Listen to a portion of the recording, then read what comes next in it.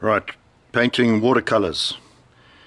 What we need to do is start off with a nice pad. It's Bristol vellum surface, very smooth, 100-pound weight. You'll see the weight here. It's quite heavy. Paper that's too thin is really difficult to paint on, so this is nice and hard. We need a container for water, nice clean water, natural light. Spray. We have a spray can here, ready to spray water on. If we're doing landscapes, start with big brushes, small brushes, and this is my blending in brush. It's a beautiful brush for just softening everything in. And if we want to put a border around the paper, we use frog tape. Frog tape doesn't tear the paper. It's a beautiful. It comes in different thicknesses. We use blue paper. It doesn't break off. Don't use cheap kitchen paper. Use this harder, more durable paper. When you press this paper on, sometimes you lift paper off there. There's no patterns like you do on toilet paper, so it's great stuff to use. So with watercolor, you must have everything ready. You've got some space to put your completed watercolors. When we've done about 3, I will just before the watercolor dries, I'll put it in here and then gently work away a lot of the paint, so it makes it a pastel color. So the watercolor paint is not too sharp. It's mellowed. And then later on, maybe the next day, we'll start putting the detail into the actual watercolor background. The next stage is put a towel down underneath your watercolor paper. This absorbs the water that collects underneath the paper. It's very important. You need an absorbent material. Just make sure the kids are not going swimming and they won't find their towel. Also have a nice plate from the kitchen. It's easy to clean up before the wife gets back. We have the paints we use here. We're going to use for this one. Do not mix up the colors you won't really need for this, just because sometimes we have to move quite fast. And we want the colors we use here. We don't have to scrounge around in the pot there looking for colors we don't need. So first of all, I'm going to submerge the paper into the water. It's a very nervous time, this, because it's like going into battle and you just hope you've got all your assets at hand. Give it a couple of seconds. Now we're going to just drain off the excess water, because it does tend to collect on the edges. Sometimes I put the paper on the towel here and you'll see the ridge of water that's been collected. Right, so there's no surplus water on our paper. All right, now we go. So we're going to start off with some sky color. Not too much. I normally use like 3 times more white than any other color. So if you go out and don't buy the sets of watercolors, get them individually. So this is our sky color. Don't open the tube over your painting, because sometimes it's dry paint and it falls onto your paper. So we do it away. I keep my sky colors separate from my ground colors. That's a cerulean blue, Naples yellow, color of grass. If I can get into it. Not too much, waste not, want not. Yes, see that? Just told myself not to do that. Earthy tones, going a bit more. That's raw sienna, burnt sienna next. Make sure the lids are back on tight, because they dry up. If you leave them, the lid's slightly loose, you can throw the tube away. Raw umber, very nice color. And now, just like society, there are weeds in society, so we have to bring in our green. A little bit of relish. And just to keep things a little bit more interesting, a bit of cadmium orange. I love this color. Right, make sure the top's on properly. Also, if you might have paint on here, sometimes you'll smudge the edge and go, ah, no, man. Right, so I dip my brush into the water here. Let's get my sky colors going. I work on the 2/3 percentage like I do in most painting, landscape painting. Excess I just wipe my brush on the side here and it soaks away all the water out of here. Work my blue in, maybe a little bit of white.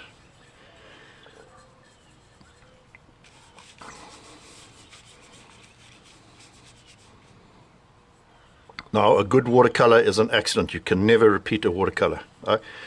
With oil paintings, I can do another painting exactly the same and repeat it, but not with watercolor. This stuff flows. It's different. It's totally different discipline. That's now by tilting my paper, I can get some movement going in the sky.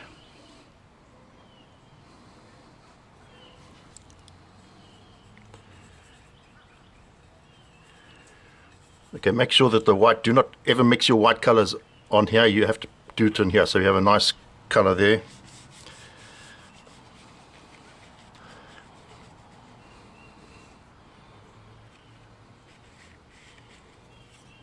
I like things to move, to flow like this.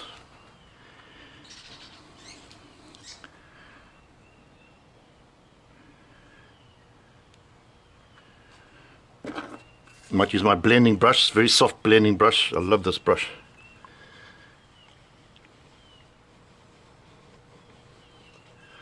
Just make sure it's all even. A little bit of a white spot here, you see where no water's got to. Just want to work that in. I've got a trough here, so I've taken the trough out. Right, so things are slowly moving along.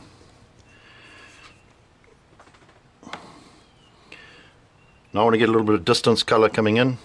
Okay, I don't have to look for my colors here because they're all here. Run out of blue.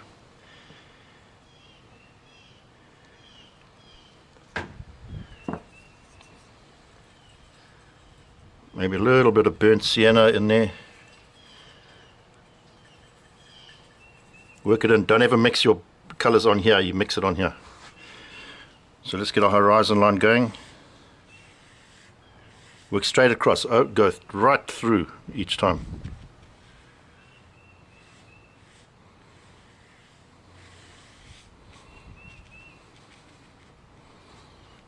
Okay, now I can start bringing some of my earthy tones in.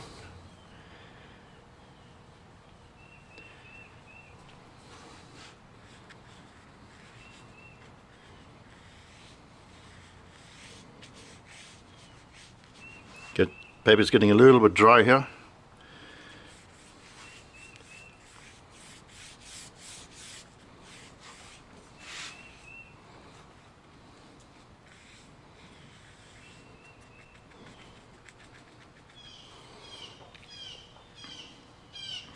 Okay, see there's a trough starting to form here. So get some more paper and just lift that away a little bit.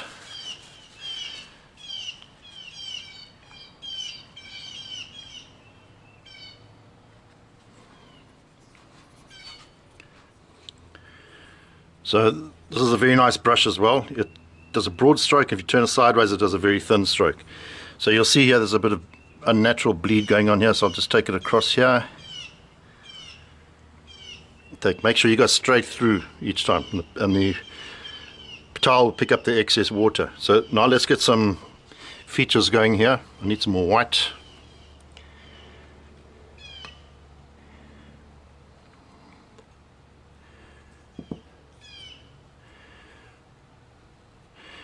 Sometimes I'll muddy this water, so after about 5 watercolors I'll have to change this and get new water.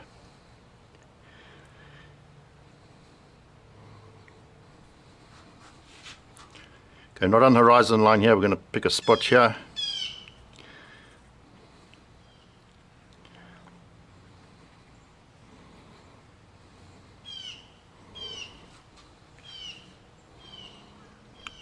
Your colors application will just come with time and practice. When you've done about 3 or 4, you'll start to say, oh, I get this now.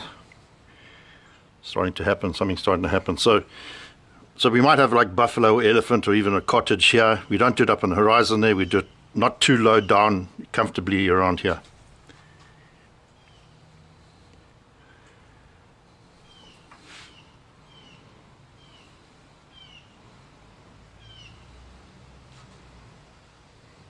The thing about watercolors to try and get negative space, we want white to pop back again, so we've got to plan that. Okay, so we might get a bit of a road coming here like this.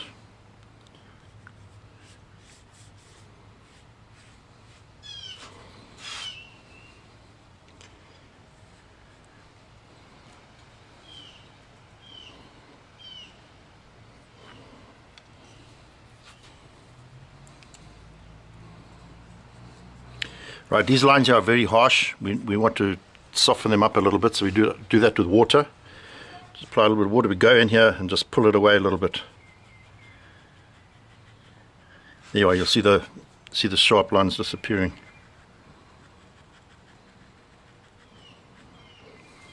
So that's a nice and soft grass effect if it's done right.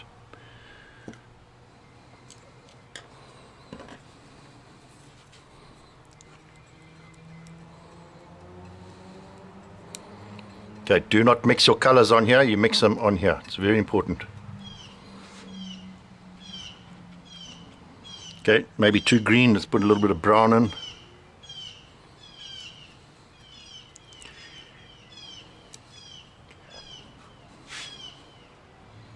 And let's not have anything in the center. We want it here or here, so the eye comes in each time. Nice, because this is bristly, there's little bits of a little bit of brush here which makes it almost look like grass if you do it right.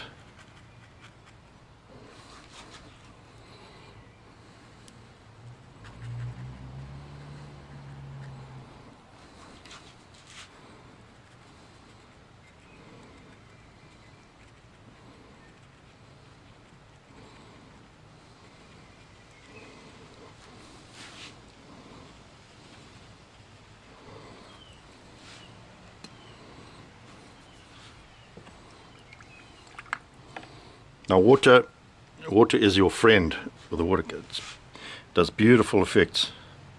I put the water down, it should spread like this. If the lines are too harsh, I just put some water above it, below it, and let's see what happens.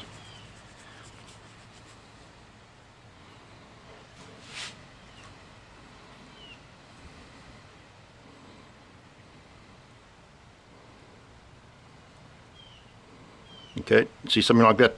I don't know what that traffic accident is. We have to sort that out.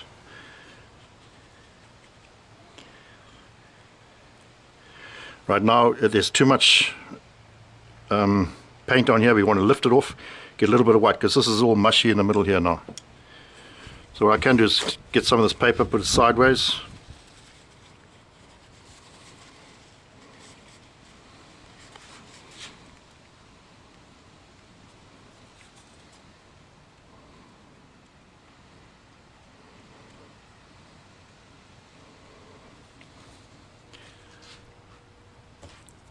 And then sometimes I can use this stuff here, Prismacolor kneaded rubber.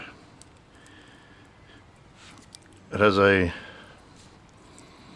annoying plastic film over it, of course.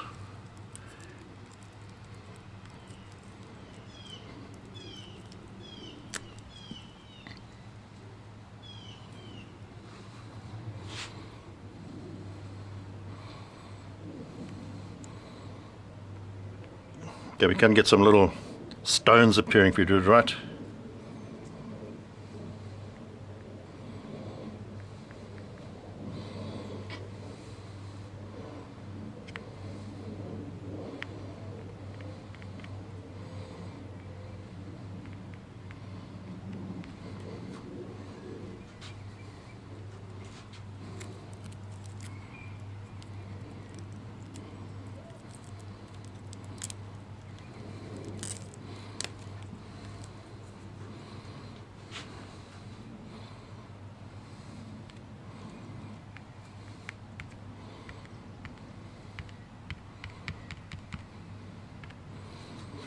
Okay, here's a bit the paint is a bit strong down here. We want to just ease that away, so we just get our best friend out, water again. Let's just tone this down.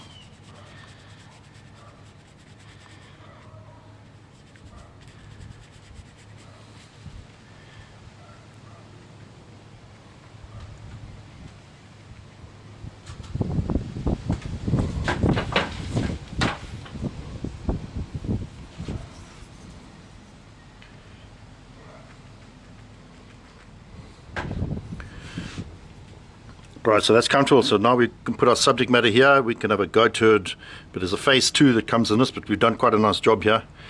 Nice flow here, heavy up here, coming down to our subject. Do not push your horizon line down here so everything's tight. So you've got all this sky, you might as well just chop that off. So we can put some trees up here, have some birds flying in or anything like that. Okay, here's another area where we've got a wallow forming, so we just pick that off. Watch out for water, can also stab you in the back if you're not watching, so nothing's flowing down the middle by accident.